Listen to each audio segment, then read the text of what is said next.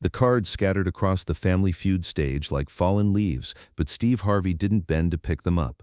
For the first time in 15 years of hosting, he stood completely still, staring at a 14-year-old boy who had just done something impossible. Alex Thompson hadn't just spoken for the first time since entering the studio 3 hours ago. He had looked directly into the camera, past the blinding lights, past the 300 strangers, past every barrier that had kept him locked in silence, and said words that stopped the entire production cold. But to understand how that moment shattered every rule of television, you have to know about Alex Thompson's world. A world where dogs understood him better than people ever could, where the sound of human voices felt like static electricity under his skin, where the only safe conversations happened through gentle barks and patient eyes that never judged, never rushed, never expected him to be anything other than exactly who he was. The Thompson family had driven 12 hours from rural Oregon to Los Angeles, cramped in a station wagon that smelled like dog treats and hope. Sarah Thompson, 42, a veterinary assistant who worked double shifts to support her family, sat in the passenger seat rehearsing answers she'd never get to give. Her husband, Mike, 45, a soft-spoken mechanic who understood engines better than emotions, gripped the steering wheel and worried about whether they'd made a terrible mistake. In the back seat, Alex pressed his face against the window, watching the landscape blur past while wearing noise-canceling headphones that had become as essential as breathing. Beside him sat his sister Emma, 16, who had learned to translate her brother's world for strangers who couldn't understand that intelligence came in many forms, that love could be expressed without words, that sometimes the deepest connections happened in complete silence. Alex Thompson was diagnosed with autism at age 3, but his parents had known something was different long before any doctor gave them a label to carry. While other toddlers pointed at airplanes and babbled about their day, Alex sat quietly with their neighbor's old golden retriever, communicating in a language that needed no words. By age 5, he could calm any animal, from skittish rescue cats to aggressive shelter dogs that other volunteers couldn't approach. By 14, Alex had never spoken a full sentence to anyone outside his immediate family. School was a daily battlefield of sensory overload and social confusion, bearable only because his teacher allowed him to spend lunch periods in the guidance counselor's office with Luna, a therapy dog who seemed to understand that some conversations happened heart to heart rather than voice to voice. The Family Feud audition had been Emma's idea, born from watching her brother's face light up whenever Steve Harvey came on television. Something about Steve's energy, his genuine warmth, his way of making people feel valued, broke through Alex's usual defenses. For reasons no one could explain, Alex would actually watch the screen instead of staring at his hands. He would even laugh sometimes, a sound so rare and precious that the whole family would stop what they were doing just to witness it. He liked Steve Harvey. Emma had told the producers during their phone interview, "He doesn't really like anyone, but he likes Steve Harvey, and we could really use the money for the animal rescue we're trying to start."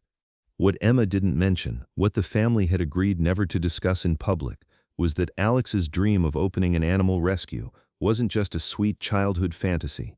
It was his only plan for a future that seemed impossible to navigate. While other kids his age worried about homework and crushes, Alex lay awake at night wondering how he would survive in a world that seemed designed for people who were nothing like him. The morning of the taping, Alex had his usual pre-event routine: Luna the therapy dog for comfort, his weighted blanket for security, and a detailed schedule written on index cards that his mother had laminated to prevent the anxiety that came with unexpected changes. The plan was simple: sit quietly in the audience, watch his family play the game, go home. Alex would be a silent observer, as he was in most of his life. But television, like life, doesn't always follow the plan. The game started normally enough. The Thompson family faced off against the Rodriguez family from Texas, and the energy in the studio was typical Family Feud excitement. Steve worked the crowd with his signature blend of humor and heart, making jokes that had the audience roaring and creating those moments of connection that made him America's favorite game show host. Alex sat in the third row wearing his noise-canceling headphones, watching everything through eyes that missed nothing but interpreted it all differently. While the audience laughed at Steve's reactions to unexpected answers, Alex studied the patterns of movement, the rhythm of speech, the way emotions played across faces like weather across a landscape. During the fourth round, something shifted. The category was things that make you feel peaceful, and Sarah Thompson, Alex's mother, had just given an answer that earned the number 2 spot on the board: being with animals. Steve's eyebrows shot up in that trademark expression of surprise. "Being with animals? That's a good answer. Tell me about that, Sarah. You work with animals? Sarah glanced quickly toward Alex in the audience before answering. I'm a vet tech, Steve, and we're actually trying to start an animal rescue. My son Alex, he has this incredible gift with animals, dogs that won't let anyone else near them. They calm right down when Alex is around. It's like he speaks their language. Steve's attention immediately shifted to the audience, scanning for Alex with that intuitive ability that had made him so successful at reading people. When he spotted the teenager in the third row, headphones on, staring intently at the stage, something in Steve's expression changed. Alex, that you, son? Steve called out, his voice carrying that particular warmth he reserved for moments that mattered.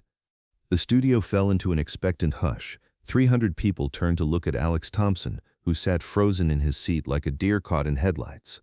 Emma, sitting beside him, gently touched his arm, but Alex's eyes had locked onto Steve Harvey with an intensity that surprised everyone, including himself. It's okay, buddy, Steve said, walking to the edge of the stage. You don't have to say anything, but I want you to know, working with animals, that's important work. That's noble work. Animals, they see things in people that other people miss, don't they? Something in Steve's tone, something in the way he spoke without expecting an answer, without demanding performance, created a pocket of safety in the overwhelming noise of the television studio. Alex slowly removed his headphones, the first time he'd done so since entering the building. The game continued, but something had shifted in the studio's energy. The Thompson family played with increased emotion, knowing that this moment was about more than prize money. When they won their round and advanced to fast money, Sarah looked directly at Alex and mouthed, "This is for the rescue." Fast money proceeded normally until the final question. Mike Thompson, Alex's father, had scored 147 points. Sarah needed just 53 more to win the $20,000 that would change their family's life and make Alex's animal rescue dream a reality. All right, Sarah, Steve announced, you need 53 points to win $20,000 for your family. 5 questions left. Here we go. The questions came rapid fire. Name something that's hard to catch. Name something people do when they're nervous. Name something that makes noise. Name something people collect. Sarah answered confidently, her points climbing. 15, 12, 8, 11. She needed 7 more points from the final question.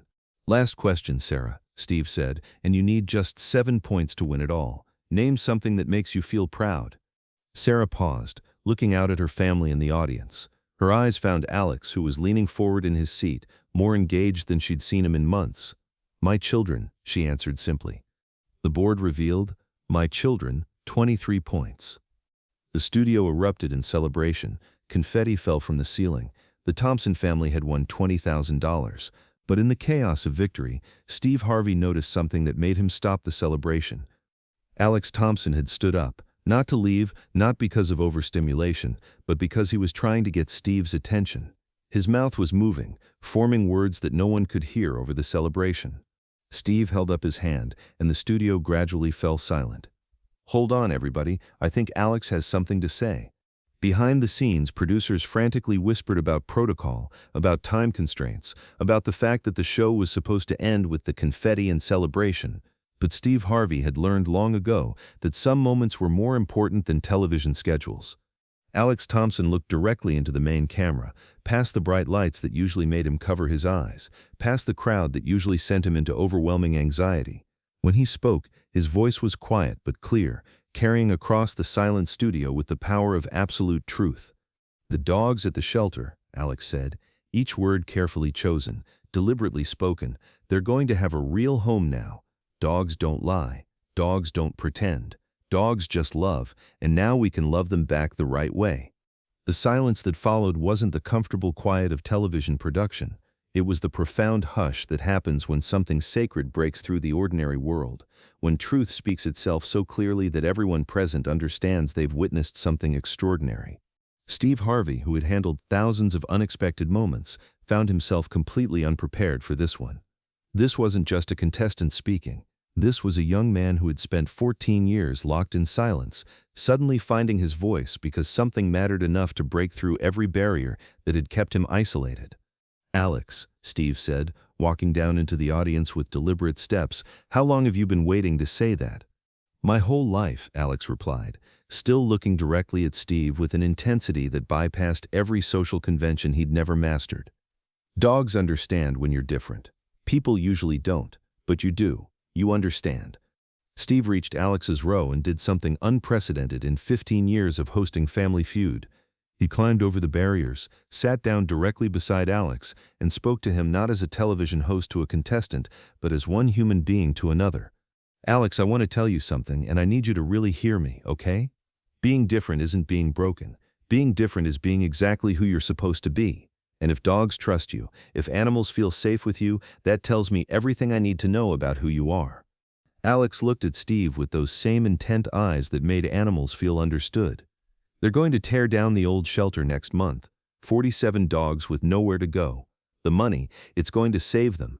Steve felt something shift in his chest, that recognition that comes when you realize you're in the presence of someone who sees the world with absolute clarity, unclouded by the social performances that complicate most human interactions. Alex, can you do me a favor? Steve asked. Can you stay right here for just 1 minute? Steve walked back to the stage and spoke directly to his production team. What happened next was never supposed to be part of the show, never planned, never scripted. But sometimes television becomes something bigger than entertainment. Ladies and gentlemen, Steve announced to the studio audience, we're going to do something special here, something I've never done in 15 years of hosting this show. He disappeared backstage for what felt like an eternity but was actually less than 3 minutes. When he returned, he wasn't alone. Steve Harvey walked back onto the Family Feud stage carrying a golden retriever puppy, maybe 8 weeks old, with eyes that seemed to hold all the wisdom and innocence in the world. Alex, Steve called out, I want you to meet someone. The studio held its collective breath as Alex Thompson slowly made his way from the audience to the stage, moving with careful steps but without hesitation. When he reached Steve and saw the puppy, something magical happened. Alex's entire body language changed. The tension that had kept his shoulders rigid melted away. His hands, which usually fluttered nervously at his sides, reached out with gentle confidence, and when that puppy looked into Alex's eyes and immediately settled into calm trust, every person in the studio understood they were witnessing something profound. What's his name? Alex asked, his voice stronger now, more confident. That's up to you, Steve replied. He's yours. The first official rescue of the Alex Thompson Animal Sanctuary. Alex looked up at Steve with an expression of wonder that transcended words. How did you know? Because, Steve said, kneeling down to Alex's level, sometimes the most important conversations happen without words. And this little guy, he's been waiting for someone who speaks his language. The puppy, as if understanding the significance of the moment, reached up and gently licked Alex's face. Alex laughed, a sound of pure joy that seemed to light up the entire studio. He says thank you, Alex told Steve with absolute sincerity. He says he's been waiting for this his whole life too. Steve Harvey, who had made millions of people laugh over his career, found himself crying on live television. Not tears of sadness, but tears of recognition, of understanding that sometimes the most profound connections happen when we stop trying to force communication into conventional forms and start listening with our hearts. Alex, I want you to know something, Steve said, his voice thick with emotion.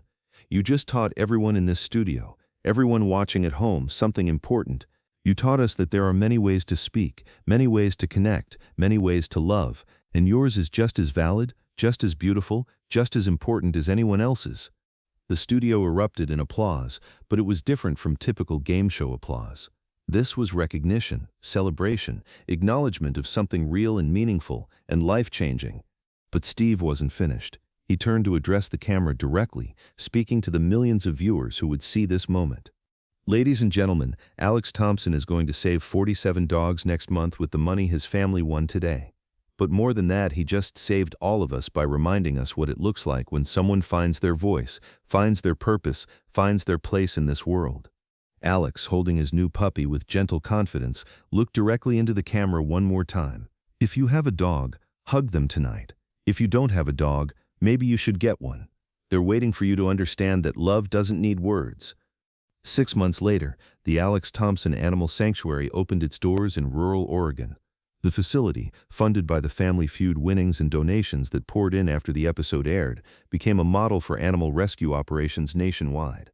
More importantly, it became a place where children with autism and other developmental differences could volunteer, communicate, and find their own unique ways of connecting with the world.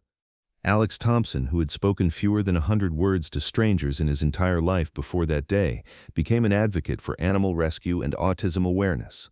He gave speeches at conferences, not despite his autism but because of the unique perspective it gave him on communication, connection, and the value of understanding that love comes in many forms. Steve Harvey kept in touch with Alex and his family, visiting the sanctuary whenever his schedule allowed. He often said in interviews that Alex taught him more about communication in 5 minutes than he'd learned in 4 decades of television. The puppy, whom Alex named Hope, became the sanctuary's therapy dog, helping other children with developmental differences learn that they, like Alex, had their own special ways of connecting with the world. And every year on the anniversary of that episode, Alex Thompson sent Steve Harvey the same text message. Hope says, "Thank you for helping me find my voice. The dogs are listening." The episode became legendary not because of the money won or the dramatic production value, but because it captured something rarely seen on television: the moment when someone who had been voiceless finds their voice, when someone who had been misunderstood finds understanding, when someone who had been isolated finds their place in the world. In a medium designed for quick entertainment and easy consumption, Alex Thompson's story reminded viewers that the most powerful moments happen when we stop talking and start listening, when we stop judging and start understanding, when we stop trying to make everyone the same and start celebrating the beautiful diversity of human experience. And somewhere in Oregon, in a sanctuary filled with rescued dogs and children who speak their own unique languages, Alex Thompson continues to prove that the most important conversations often happen without words, that love transcends all barriers, and that sometimes the most profound teachers are those who see the world differently than the rest of us. The lesson is simple but revolutionary. In a world that demands conformity, the greatest gift we can give each other is the space to be authentically ourselves, to communicate in our own ways, to find our own paths to connection and purpose and joy.